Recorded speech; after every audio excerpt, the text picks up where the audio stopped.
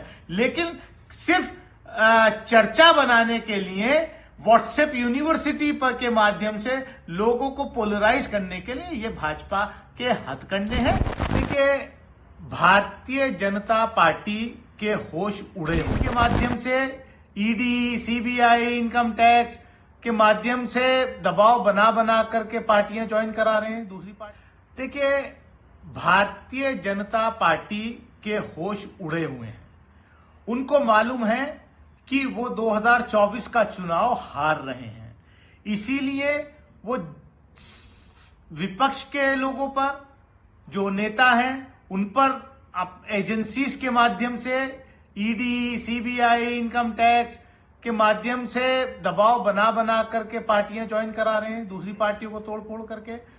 दूसरा उनका एजेंडा जो डिवाइसिव एजेंडा है, लोगों को बांटने का, पोलराइज करने का, ध्रुवीकरण करने का, वो सारे हथकंडे अपना रहे हैं। चाहे आसाम के अंदर जो है स्पेशल मैरिज एक्ट जो है वो रद्द करने का हो, चाहे उत्तराखंड के अंदर पिछले दिनों तथाकथित यूसीसी लाने का हो, ये इनके, जबकि ये स्टेट गवर्नमेंट के डोमेन में ही नहीं है ये सारे मुद्दे जो हैं, लेकिन सिर्फ चर्चा बनाने के लिए व्हाट्सएप यूनिवर्सिटी पर के माध्यम से लोगों को पोलराइज करने के लिए ये भाजपा के हथकंडे हैं। ये भारतीय जनता पार्टी 2024 के चुनाव में कामयाब नहीं होगी, क्योंकि किसान सड़क पर है, नौजवान सड़क पर है, कुछ किया नहीं है।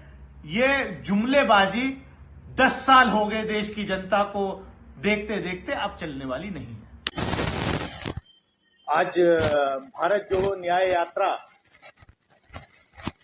न्याय का हक मिलने तक अमरोहा पहुंच रही है। अमरोहा का सांसद होने के नाते अमरोहा की जनता की तरफ से उस यात्रा का हम स्वागत करेंगे और हम उनके साथ उस यात्रा में शामिल होंगे, क्योंकि राहुल गांधी जी ऐसे लोगों के लिए जो शोषित, वंचित, पीड़ित लोग हैं देश के, उनके लिए ये न्याय की यात्रा निकाल रहे हैं। अमरोहा की जनता बेसब्री से इंतजार कर रही है उनकी इस भारत जोड़ो न्याय यात्रा का। इसमें एक असम सरकार ने भी एक फैसला लिया है, तो इस पर क्या कहेंगे? देखिए, भारतीय जनता पार्टी के होश उड़े हुए हैं। उनको मालूम है कि वो 2024 का चुनाव हार रहे हैं, इसीलिए वो विपक्ष के लोगों पर, जो नेता हैं, उन पर एजेंसीज के माध्यम से, ईडी, सीबीआई, इनकम टैक्स के माध्यम से दबाव बना बना करके पार्टियां ज्वाइन करा रहे हैं दूसरी पार्टियों को तोड़ फोड़ करके। दूसरा उनका एजेंडा जो डिवाइसिव एजेंडा है, लोगों को बांटने का, पोलराइज करने का, ध्रुवीकरण करने का, वो सारे हथकंडे अपना रहे हैं। चाहे आसाम के अंदर जो है स्पेशल मैरिज एक्ट जो है वो रद्द करने का हो, चाहे उत्तराखंड के अंदर पिछले दिनों तथाकथित यूसीसी लाने का हो, ये इनके, जबकि ये स्टेट गवर्नमेंट के डोमेन में ही नहीं है ये सारे मुद्दे जो हैं, लेकिन सिर्फ चर्चा बनाने के लिए व्हाट्सएप यूनिवर्सिटी पर के माध्यम से लोगों को पोलराइज करने के लिए ये भाजपा के हथकंडे हैं। ये भारतीय जनता पार्टी 2024 के चुनाव में कामयाब नहीं होगी, क्योंकि किसान सड़क पर है, नौजवान सड़क पर है, कुछ किया नहीं है।